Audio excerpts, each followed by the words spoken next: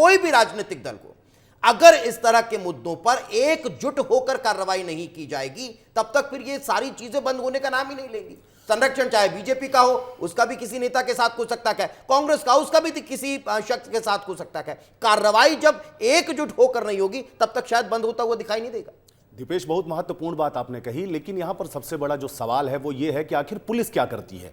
Police पर सवाल इसलिए मैं उठाना चाहूंगा क्योंकि अब देखिए, आप जब मछली का पूरा कारनामा सामने निकल कर आया तो एक महिला भी निकल के बाहर आई। उसने कहा वर्षों से मेरे साथ दुष्कर्म हो रहा था, शादी का झांसा दे करके, और इसके बाद उसने FIR दर्ज कराई।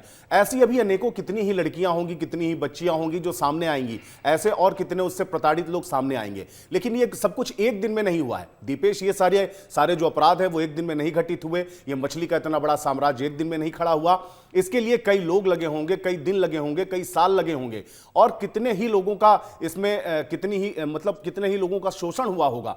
तो इस पर पुलिस को पहले दिन से कार्यवाही, क्या पहले कोई शिकायत मछली के विरुद्ध नहीं हुई होगी? या अगर उसी समय पुलिस ने सख्ती से कार्यवाही कर ली होती तो क्या आज ये सब दिन देखने पड़ते जो आज प्रदेश में घटनाएं घट रही हैं? तो मुझे लगता है ये जो प्राथमिक जिम्मेदारी है ये पुलिस की बनती है, क्योंकि जब भी कोई परेशान होता है तो सबसे पहले वो अपनी शिकायत लेके CM के पास नहीं जाता, वो अपनी शिकायत लेके थाने में जाता है, पुलिस के पास जाता है, और वहां पे जो एडमिट करती है पुलिस, उसके बाद से कार्यवाही होती है। तो मुझे लगता है ये पुलिस की भी एक बड़ी चूक है, चाहे वो उसकी कार्यवाही को लेकर के हो और या तो उसके मुखबिर तंत्र को लेकर हो। ये बड़ा ऐसा हो ही नहीं सकता कि पुलिस को इस सारे क्रियाकलापों की जानकारी ना। बिल्कुल, एक दिन में कोई इतना बड़ा साम्राज्य नहीं खड़ा कर लेता है। धर्मेंद्र जी, फिर यही सवाल इसलिए खड़ा होता है और पनपता है, जिस बात का जिक्र अंचल कर रखे हैं कि ये ऐसे ही थोड़ी ना एकाएक इतना बड़ा साम्राज्य खड़ा कर लिया होगा, और इसकी इंफॉर्मेशन तो पुलिस को रहती है। अगर पुलिस चाह ले तो कोई मंदिर से चप्पल भी नहीं उठा कर ले जा सकता। तो फिर इसीलिए ये सवाल यहां पर खड़ा हो रहा है कि क्या पहले से इंफॉर्मेशन थी और उसे इग्नोर किया गया?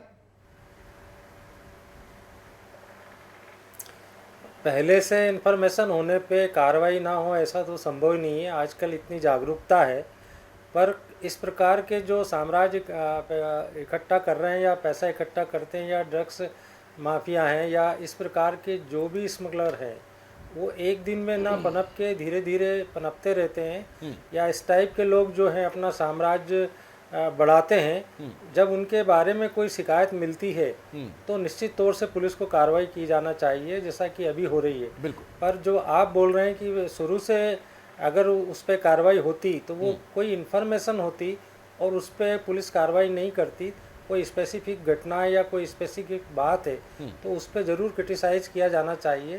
पर मैं इतने साल पुलिस सेवा में रहा हूँ, इस प्रकार की घटनाओं में पुलिस कभी इग्नोर नहीं करती।